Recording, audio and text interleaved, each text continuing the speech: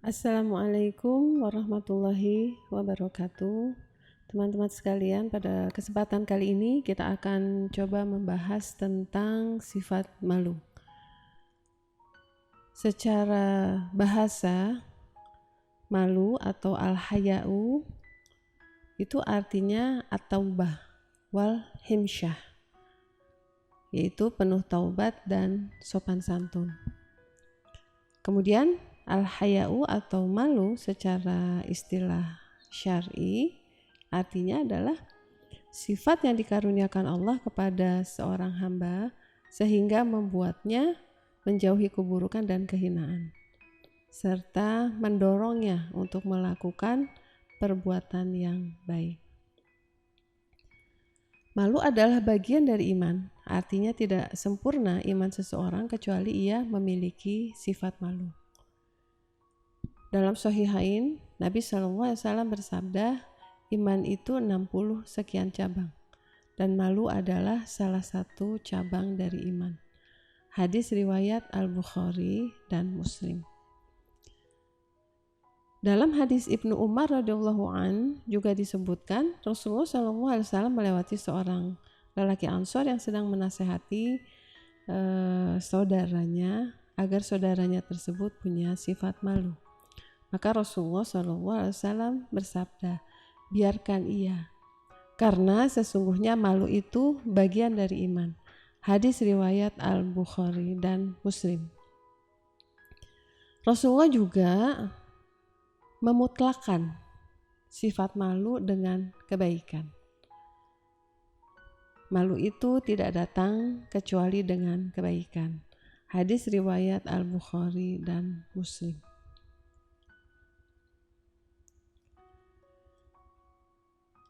Walaupun sifat malu itu terpuji, namun malu bisa menjadi tercela jika sifat malu itu menghalangi kita untuk mendapatkan ilmu atau melakukan sesuatu yang benar. Disebutkan bahwa orang yang pemalu tidak akan meraih ilmu, demikian juga orang yang sombong.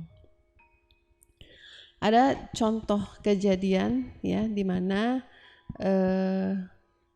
sifat malu itu tidak dihadirkan ya pada saat Ummu Sulaim radhiyallahu an bertanya kepada Nabi sallallahu alaihi wasallam, wahai Rasulullah, sesungguhnya Allah itu tidak merasa malu dari kebenaran. Apakah wajib mandi bagi wanita jika ia mimpi basah? Rasulullah bersabda, ya, jika ia melihat air mani. Hadis riwayat Al-Bukhari dan Muslim.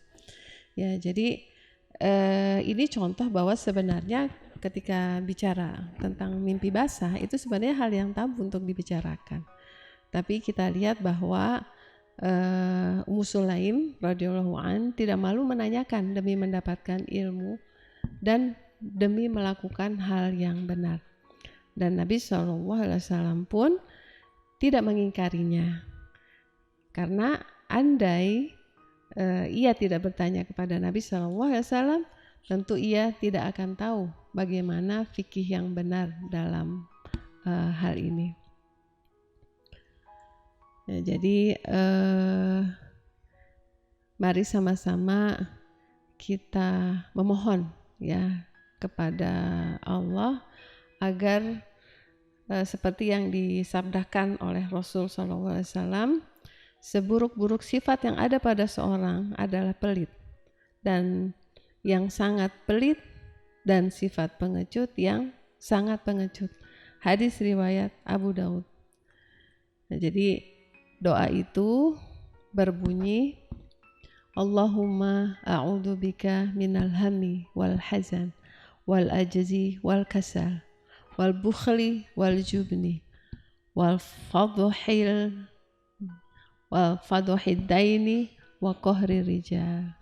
Ya Allah, aku mohon perlindungan dari kegelisahan, kesedihan, dan kelemahan, dan kemalasan, dari sifat bakhil dan pengecut, dari beban hutang dan penindasan oleh orang-orang.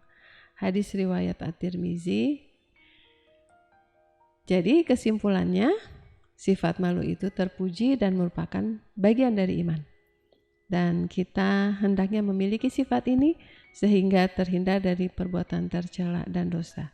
Tapi yang perlu diingat, jangan sampai sifat malu menghalangi orang, menghalangi kita untuk menuntut ilmu, melakukan yang benar, serta menjauhi kesalahan dan dosa. Allahu a'lam bishawab.